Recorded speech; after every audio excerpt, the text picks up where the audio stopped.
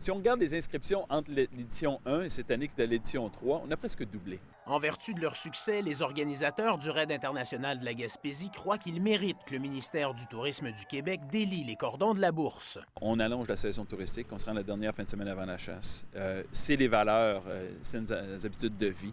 On touche les jeunes, on touche les gens au local, régional, on touche les étrangers. Pour l'édition 2016, le ministère n'aura contribué que 500 $ provenant du fonds discrétionnaire de la ministre. En comparaison, Développement économique du Canada offre chaque année 200 000 $ depuis la première édition.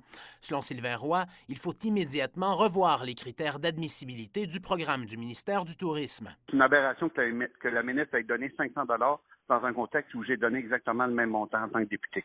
Les critères semblent être bâtis pour les événements urbains à forte densité démographique. Selon les chiffres publiés dans son rapport annuel de gestion 2015-2016, le ministère du Tourisme n'a investi qu'environ 1 % de son enveloppe d'aide aux festivals et événements en Gaspésie l'an dernier.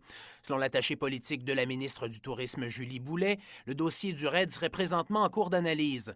Les organisateurs espèrent un dénouement positif. 150 000 $, c'est la demande qu'on adresse. Il faut se rappeler que le budget avoisine autour entre 700 et 800 000 $.